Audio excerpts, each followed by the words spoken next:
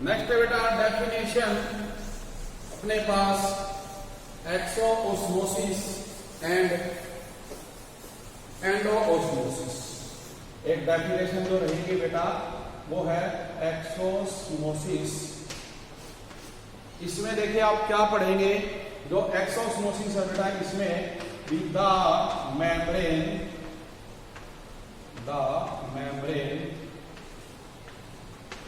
permits the solvent molecules to comes out through the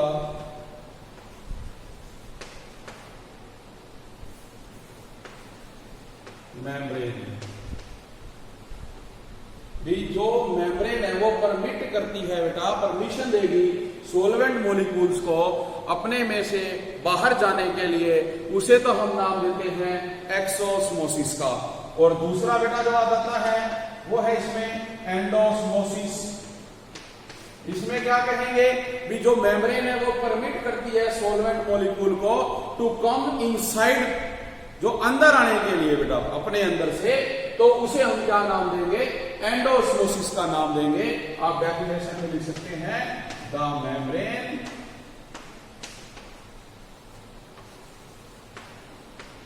permits the solvent molecule to comes inside through the membrane। तो उसे हम क्या नाम देते हैं बेटा, एंडोस्मोसिस का नाम देते हैं। तो ये चीज हमारे पास किसकी रहेगी, ओस्मोसिस की। इसके बाद बेटा नेक्स्ट जो आ जाता है वो है ओस्मोटिक प्रेशर। तो हमने ओस्मोसिस कर लिया, अब आप करेंगे ओस्मोटिक प्रेशर। जो ओस्मोटिक प्रेशर है बेटा, ओस्मोटिक प्रेशर, इसमें देखिए आप देखेंगे भी अब प्रेशर लगेगा और उसके द्वारा जो अपने पास सोल्यूशन है वो राइज अप हो जाएगा। इसके लिए जैसे एग्जांपल अपने को एक दिया हुआ है बुक में भी, कोई भी आप एक थीसल फनल लेंगे और उस थीसल फनल पे बेटा जो है एक मेम्ब्रेन लगा देंगे आप और उसमें शुगर सॉल्यूशन डाल देंगे। मींस शुगर सॉल्यूशन डाल के उसके माउथ पे हम क्या करेंगे, एक सेमी परमेबल मेम्ब्रेन लगा देंगे और उसको बेटा बीकर के अंदर उल्टा करके रखेंगे। तो आप क्या देखेंगे भी जो हमारे पास सराउंडिंग सॉल्यूशन है वो अब क्या करेगा, प्रेशर के द्वारा थीसल फनल में जाएगा और जो थीसल फनल में शुगर सॉल्यूशन है वो किस में आएगा, नीचे बीकर में आएगा। तो एक एच हाइट तक जो column of the thistle funnel है बेटा वो फिलअप हो जाएगा, उसमें जो सॉल्वेंट मॉलिक्यूल है वो राइज अप हो जाएंगे। तो वो किसके कारण हुआ, वो ओस्मोटिक प्रेशर के द्वारा हुआ बेटा। इसके अंदर आप देख सकते हैं ये अपने पास ये बेटा बीकर है। सबसे पहले इसमें हमने क्या किया, वाटर सॉल्यूशन ले लिया। अब आप इसमें क्या कर रहे हैं, जो थीसल फनल है बेटा उसको हम लगा रहे हैं। इसके अंदर क्या है, शुगर सॉल्यूशन, और इसके माउथ पे ये मैंने क्या किया, एसपीएम लगा दी, सेमी परमेबल मेम्ब्रेन, और इसके अंदर क्या है, शुगर सॉल्यूशन। ये क्या है, कॉलम है बेटा। तो अब क्या होगा, देखो जब बेटा ये तो इनिशियल स्टेज है और जब क्या होगा, यहां से प्रेशर लगेगा तो इस मेम्ब्रेन को क्रॉस करके जो बेटा इसके अंदर सॉल्वेंट मॉलिक्यूल है वो जाएंगे इसके अंदर और जो इसके वो पाएंगे यहाँ पे। तो एक एच हाइट तक हम कह सकते हैं, एक एच हाइट तक ये जो कॉलम है इसकी थीसल फनल की, इसके अंदर जो सॉल्यूशन है वो बढ़ जाएगा। मेरी बात समझ में आई। दूसरा एग्जांपल भी अगर आप लेना चाहे बेटा, आपके पास इस तरह मान लो एक टैंक है जिसमें हमने ये मेम्ब्रेन लगा रखी है और इसके ऊपर यहां पर मान लीजिए एक ये नैरो ट्यूब है बेटे, और इसी तरह से अपने पास यहां पे है जिसमें क्या है, एक पिस्टन लगा हुआ है। ये क्या है, पिस्टन, और ये क्या है, नैरो ट्यूब। इधर आपके पास है सॉल्यूशन, इसमें भी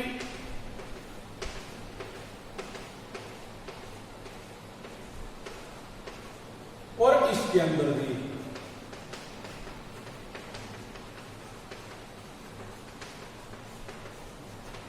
तो अब आप क्या देखेंगे बेटा, जब इसके मॉलिक्यूल, सोलवेंट मॉलिक्यूल इसमें जाएंगे, यहां से जो सोलवेंट मॉलिक्यूल है, सोलवेंट मॉलिक्यूल्स जब वो इसमें एंट्री करेंगे बेटा, सेमी परमेबल मेम्ब्रेन को क्रॉस करके, तो जो ये नैरो ट्यूब है, इसके अंदर जो सॉल्यूशन का लेवल है वो बेटा इंक्रीज हो जाएगा। क्या होगा, इंक्रीज हो जाएगा। ठीक है, तो ऐसा क्यों हुआ, क्योंकि हम यहां पिस्टन से प्रेशर लगा रहे हैं। तो जब पिस्टन पे प्रेशर लगेगा, सोलवेंट मॉलिक्यूल इस मेम्ब्रेन को क्रॉस करके इधर आएंगे, और जब वो इधर आएंगे तो इसमें कॉलम में क्या होगा, जो हाइट है वो रेज हो जाएगी सॉल्यूशन की। लेकिन अगर यहां से जो मॉलिक्यूल है बेटा इसमें जाएंगे, यहां वाले इसमें जाएंगे, तो क्या होगा, ये जो पिस्टन है ये ऊपर की तरफ चला जाएगा। तो हमने क्या देखा, एक प्रेशर अप्लाई हुआ इसके ऊपर। तो वो जो हमने प्रेशर लगाया बेटा, वो क्या कर रहा है, इन सोलवेंट मॉलिक्यूल को पास आउट करवा रहा है, किसमें से, मेम्ब्रेन के अंदर से। तो इसे आप डेफिनेशन में कह सकते हैं, with the minimum excess pressure that has to be applied on the solution. Definition में क्या देंगे, the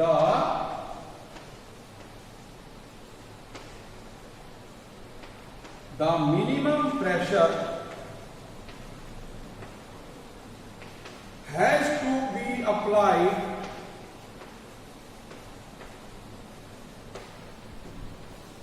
on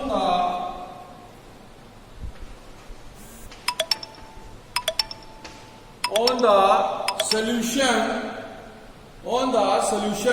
to prevent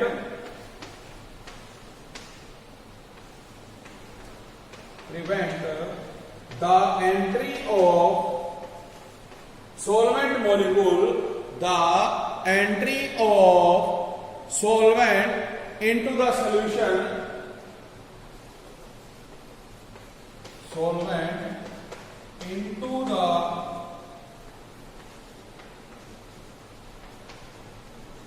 solution is known as osmotic pressure। उसको आप क्या नाम देंगे, osmotic pressure नाम देंगे। solvent into the solution through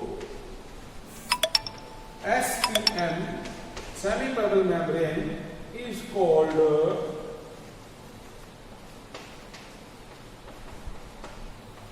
osmotic pressure। उसे क्या नाम देंगे बेटा, osmotic pressure का नाम देंगे। तो ये अपने पास क्या आएगा, osmotic pressure होगा। इसी तरह से बेटा और भी एग्जांपल जो है अपने को बुक में दिए हुए हैं, उसमें भी आप यही चीज देख सकते हैं। उसके अंदर आप देखेंगे, जैसे एक इसमें जो दिया हुआ है बेटा बुक में, वो दिया हुआ है desalination of water, sea water, sorry. तो जो डिसैलिनेशन ऑफ सी वाटर है बेटा, उसके अंदर भी देखो क्या किया उन्होंने, जो अपने पास हम प्रेशर लगाएंगे तो वो उसमें से जाएगी।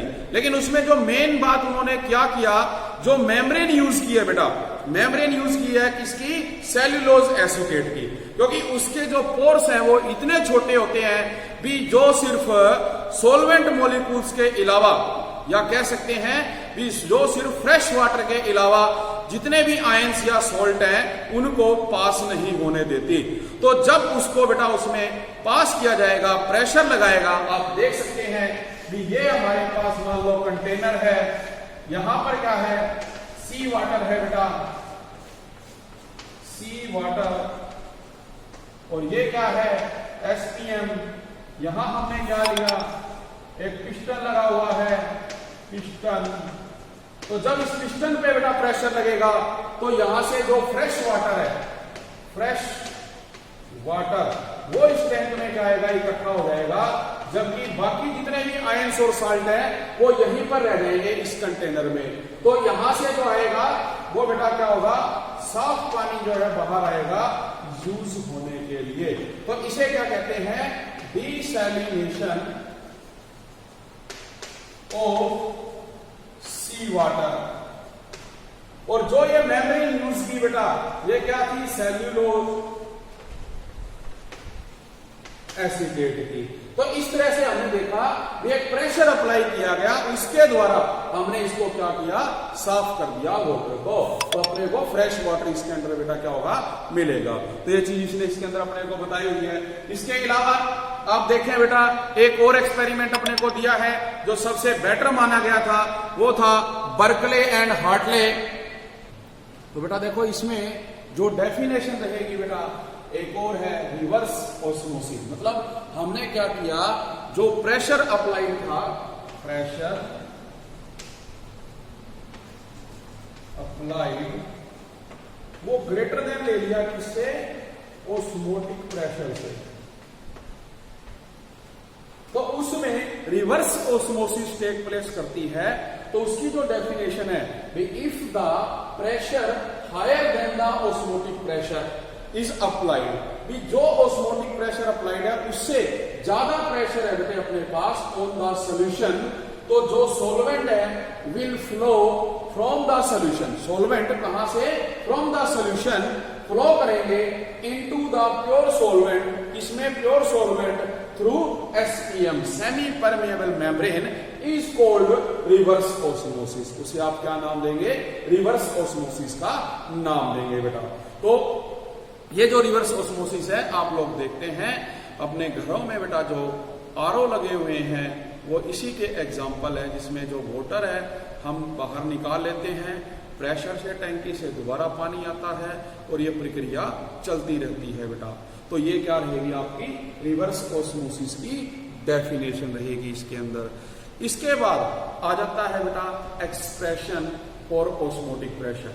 भी जो अपने पास ऑस्मोटिक प्रेशर है उसके लिए जो एक्सप्रेशन है वो क्या रहेगा, वो बेटा हमने बताना है। तो इसमें आप देखेंगे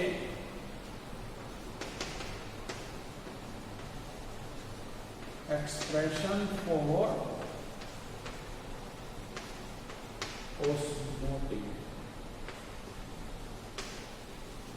प्रेशर। इसमें बेटा ये कहा गया भी जो ऑस्मोटिक प्रेशर है बेटे, हमें पहले ही पता है कि ऑस्मोटिक जो प्रेशर है इसे आप डिनोट करते हैं पाई से। तो जो बेटा पाई है ये क्या होता है, ये डायरेक्टली प्रोपोर्शनल होता है जो molar concentration of the solution होती है। तो इसलिए हम क्या कहेंगे, V pi is directly proportional to C, where C is molar concentration.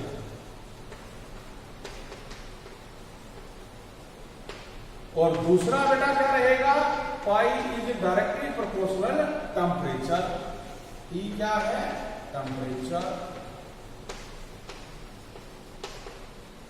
अब अगर दोनों को इकट्ठा कर दिया जाए तो ये बनेगा पाई डायरेक्टली प्रोपोर्शनल Ct और pi is equal to CRT, where जो R है बेटा ये क्या है, प्रोपोर्शनलिटी कांस्टेंट।